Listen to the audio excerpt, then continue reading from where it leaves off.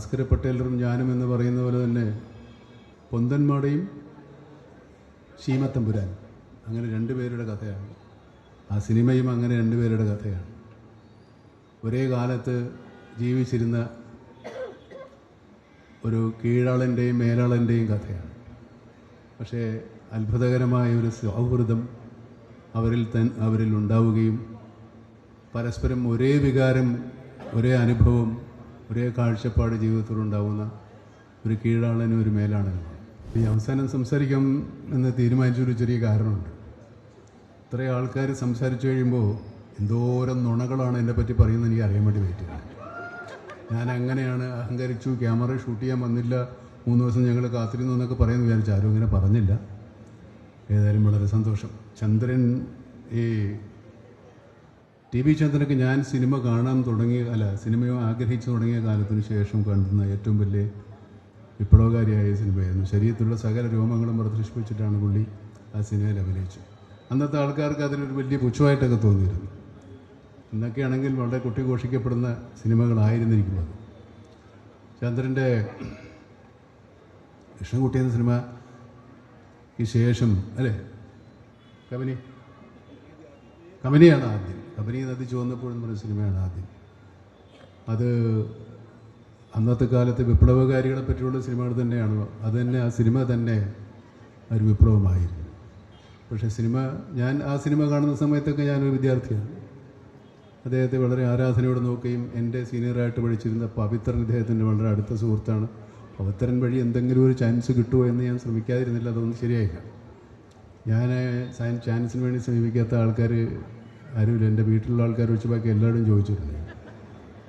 അപ്പോൾ എങ്ങനെയെങ്കിലും ഇതിനകത്ത് കയറി പറ്റുക എന്നുള്ളൊരു ആഗ്രഹത്തിലാണ് ഞാൻ അന്നത്തെ കാലത്ത് സിനിമ കാണുന്നത് തന്നെ. എന്നെ എന്താണ് ഇതിൽ കാണാൻ സാധിക്കുക എന്നുള്ള ഒരു ആഗ്രഹമായിരുന്നു എനിക്ക്. സിനിമയിൽ വന്നതിന് ശേഷം പിന്നെ ഞാൻ അന്നത്തെ കാലത്ത് നമ്മുടെ പാരലൽ സിനിമയെന്നും ന്യൂ വേവ് സിനിമയെന്നും ആധുനിക സിനിമയെന്നും അത്യന്താധുനിക സിനിമയെന്നൊക്കെ പേരിട്ട് വിളിക്കുന്ന കുറേയേറെ സിനിമകളുണ്ടായിരുന്നു. ഞാൻ ആ സിനിമയുടെ ഭാഗമാകാൻ ആഗ്രഹിച്ചും വന്ന ഒരാളാണ്. വളരെ കുട്ടിക്കാലത്ത് മാത്രമേ എനിക്ക് കുതിരപ്പുറത്ത് ഓടിപ്പോയെന്ന വെടിവെക്കുന്ന വില്ലന്മാരെ ഇടിച്ച് വീഴ്ത്തുന്ന നായകനാകണമെന്ന് ആഗ്രഹമുണ്ടായിരുന്നു. സിനിമയെ കുറിച്ച് അറിയാനും പഠിക്കാനും സിനിമയിൽ വന്നതിന് ശേഷമൊക്കെ എൻ്റെ ശ്രമങ്ങൾ കൂടുതലും ഇങ്ങനെയുള്ള സിനിമകളിൽ അഭിനയിക്കണമെന്നായിരുന്നു. അങ്ങനെയുള്ള സിനിമകൾ അഭിനയിക്കാൻ കിട്ടിയ ഒരവസരവും ഞാൻ ഒഴിവാക്കിയിട്ടില്ല. ഒരുപക്ഷെ 100 ദിവസം ഓടുകയോ അല്ലെങ്കിൽ അത്ര വലിയ സിനിമ ഹിറ്റുകളാവുകയോ ചെയ്യുന്ന സിനിമകളായിരുന്നില്ല അന്ന് ഈ പറയുന്ന സിനിമകളൊന്നും. ഒരുപാട് സിനിമ മോഹികളുടെ സിനിമകൾ ഞാൻ അഭിനയിച്ചിട്ടുണ്ട്. പ്രത്യേകിച്ച് വലിയ വരുമാനം വരവൊന്നും ഉണ്ടായിട്ടില്ല. എന്നാലും എനിക്കതൊക്കെ എൻ്റെ ആഗ്രഹങ്ങളിൽപ്പെട്ടതാണ്. അന്ന് ഭരതൻ, പത്മരാജൻ, മോഹൻ അങ്ങനെയുള്ള ഈ വളരെ കമേഴ്ഷ്യൽ ഇല്ലാത്ത സിനിമാ പ്രവർത്തകരുടെ സിനിമയിൽ അഭിനയിക്കാൻ കൊതിച്ചു മോഹിച്ചിട്ടുള്ളതാണ്. പിന്നീട് അവരെ കൂടെ അഭിനയിക്കാൻ പറ്റിയെന്നുള്ളത് വേറെ കാര്യം. പക്ഷേ എൻ്റെ സിനിമാ മോഹങ്ങൾ അങ്ങനെയായിരുന്നു. അപ്പോൾ ഒരു കാലത്തും ചന്ദ്രനെപ്പോലുള്ള ഒരു സംവിധായകൻ്റെ ഒരു ഓഫർ നിരസിക്കാൻ എനിക്ക് സാധിക്കുമായിരുന്നില്ല, സാധിച്ചിട്ടുമില്ല. ഞാൻ നിരസിച്ചിട്ടുമില്ല. ഞങ്ങൾ ആദ്യം അഭിനയിക്കുന്ന സിനിമ പൊന്തന്മാടയാണ്, നിങ്ങൾക്കറിയാം. അത്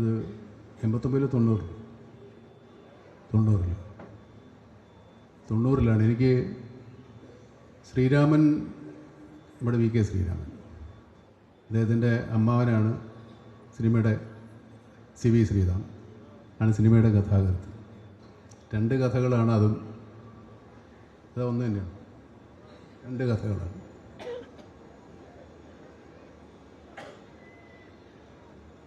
ഭാസ്കര പട്ടേലറും ഞാനും എന്ന് പറയുന്ന പോലെ തന്നെ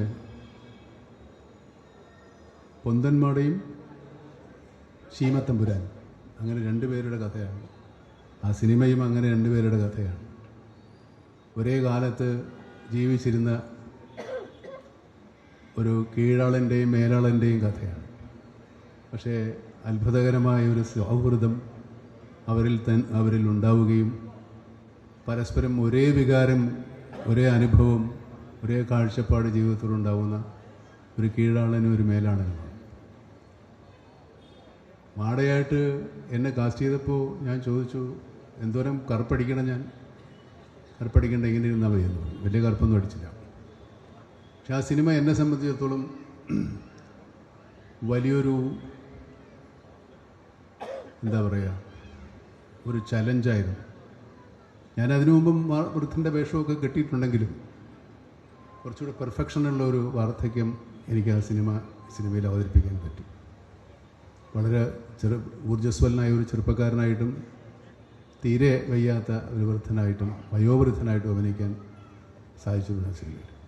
ആ സിനിമയുടെ ഷൂട്ടിംഗ് സമയങ്ങളിലൊക്കെ വളരെ രസകരമായ പരിപാടികളായിരുന്നു. അതൊക്കെ ഒരുപാട് വിശദീകരിക്കാവുന്ന കാര്യങ്ങളാണ്. ചന്ദ്രനും ഈ സിനിമയുമായിട്ട് സഹകരിച്ച ആൾക്കാർ, ഇൻക്ലൂഡിങ് ഇവരൊക്കെ, ക്യാമറാമാൻ വേണു ഉൾപ്പെടെ, അതേമില്ലല്ലോ, അങ്ങനെയുള്ള എല്ലാവരും രസകരമായ കാര്യങ്ങളായിരുന്നു. ഞാൻ ആ സിനിമയിൽ ഈ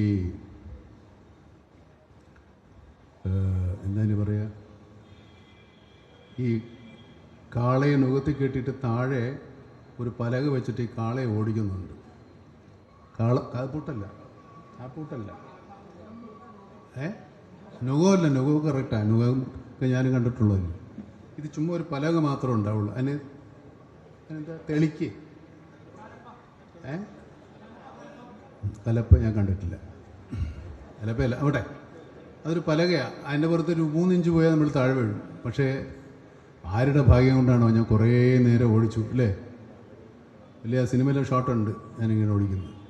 അങ്ങനെ അതിനൊക്കെ ഒരു ധൈര്യം ഈ സിനിമയിലുള്ള എല്ലാവരും ചെളിയിലും എല്ലാവരും പാടത്തുമൊക്കെ നിന്ന് ക്യാമറമാനും ഒക്കെ തോർത്തു കൊടുത്ത് ഡയറക്ടറെ കൊണ്ടും മടക്കി കുത്തി ചേറിലാണ് എല്ലാവരും നിൽക്കുന്നത്. പിന്നെ ചേറിലിറങ്ങാൻ എനിക്കും തോന്നിയില്ല, കാരണം ഏതായാലും സിനിമ തന്നെ മൊത്തം ചേറിലാണ്.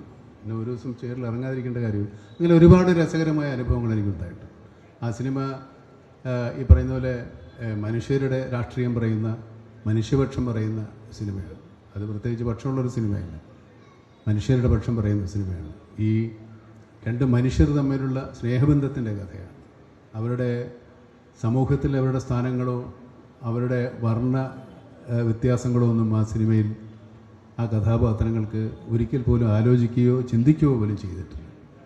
ഒരുപക്ഷെ അതാണ് അന്നത്തെ സാമൂഹ്യ വ്യവസ്ഥിതി. അത് നമുക്കിനിയും കാണാൻ സാധിക്കുമെന്നൊക്കെ വിചാരിക്കാം, ഈ വ്യത്യാസങ്ങളൊന്നും ഇല്ലാത്തൊരു കാലം.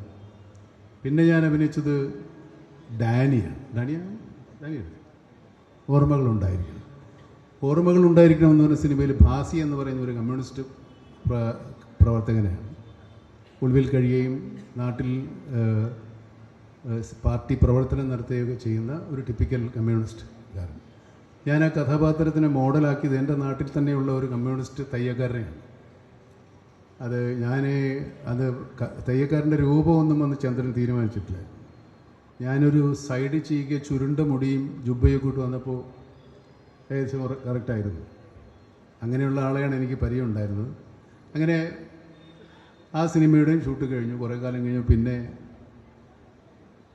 ഇടയ്ക്ക് കാണും, സംസാരിക്കുമെങ്കിലും പിന്നെ ചന്ദ്രൻ വന്നത് ഡാനിയുടെ കഥയുമായിട്ടാണ്. ഡാനിയുടെ കഥയിലും എനിക്ക് പരിചയമുള്ള ആളുകളൊക്കെ, അല്ലെങ്കിൽ എനിക്ക് പരിചയമുള്ളൊരു പശ്ചാത്തലത്തിലാണ് ആ സിനിമ നടക്കുന്നത്. ഒരു കടലോര ഗ്രാമത്തിൽ ഉള്ള ഒരു അനാഥനായ ക്രിസ്ത്യാനിയുടെ കഥയാണ് ഡാനിയുടെ സിനിമയിൽ ഡാനിയുടെ കഥാപാത്രത്തെക്കാളും മറ്റു കാര്യങ്ങളൊക്കെ ഒഴിച്ചു നിർത്തിയാൽ ഡാനിയിൽ വളരെ പ്രധാനപ്പെട്ടൊരു കാര്യം ചന്ദ്രൻ പറയുന്നുണ്ട്. നമ്മളൊരു പക്ഷേ ശ്രദ്ധിച്ചു കാണാം, ശ്രദ്ധിച്ചിട്ടില്ലായിരിക്കും.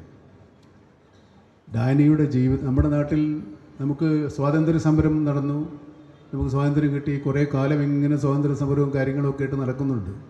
നമുക്ക് സ്വാതന്ത്ര്യ സമര സേനാനികളായ കുറേ നേതാക്കന്മാരെ മാത്രമേ അറിയൂ.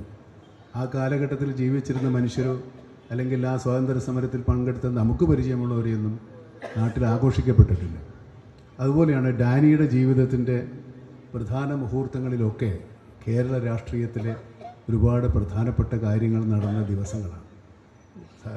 സൗകര്യപ്പെട്ടാൽ ആ സിനിമ ഒന്ന് പോയി കണ്ടാൽ EMS മന്ത്രിസഭ വന്നതും AK ആന്റണി രാജിവെച്ചതും എല്ലാം ഡാനിയുടെ ജീവിതത്തിൽ ഒരു ചലനവും ഉണ്ടാക്കിയില്ലെങ്കിലും ആ ദിവസങ്ങളിലൊക്കെ ഡാനിയിലെ ജീവിതത്തിലും ഉണ്ടായിട്ടുണ്ട് എന്നുള്ളതാണ് ഞാൻ പറയാൻ ഉദ്ദേശിച്ചത്.